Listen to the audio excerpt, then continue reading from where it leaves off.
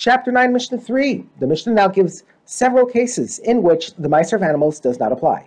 An animal that was bought or that was given to him as a gift is exempt from the Meiser of animals because the law of Meiser applies only to animals that were born to his flocks, not to animals that were born elsewhere and then bought or given to him as a gift.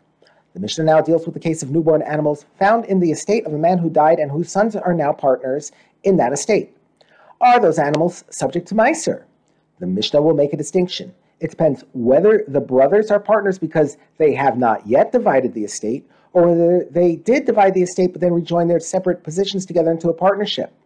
This distinction also affects a different law, whether the brothers have to add the Kolban surcharge to their yearly half-shekel donations to the Beis HaMikdash. The Mishnah explains that which type of partnership the brothers have affects these two laws in the opposite way. Regarding brothers who are partners in the estate, they inherited from their father the laws as follows.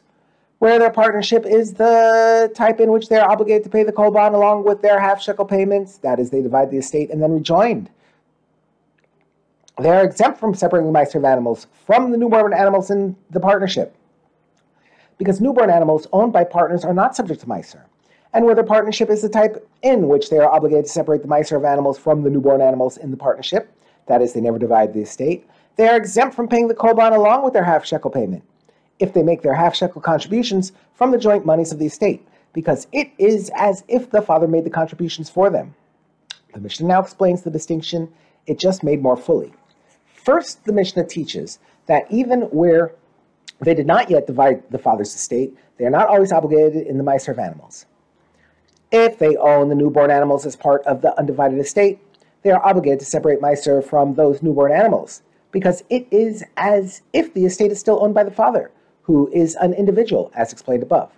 But if the animals are not part of the undivided estate, rather they are part of a separate partnership that the brothers made with their own money, they are exempt from separating Meiser from the animals of that separate partnership, because those animals are owned by partners, not by an individual. Even though the brothers' main partnership is the undivided estate, which is considered like an individual, their separate partnership made with their own money is considered to be its own business and not part of the larger undivided estate. Now the Mishnah discusses the situation where the brothers did divide their father's estate. If they divided the estate and then rejoined their portions together into a partnership, then even though their partnership seems to be the same as it was before they divided the estate, they are now obligated to pay the kolban like any other partners and are exempt from separating the Meiser of animals like any other partners. Once the estate is divided, it is no longer the father's, but belongs entirely to the brothers. If they then rejoin as partners, it is like a completely new partnership. And like any other partners, they are obligated to pay the kolban, but are exempt from separating Meiser from their animals, as explained above.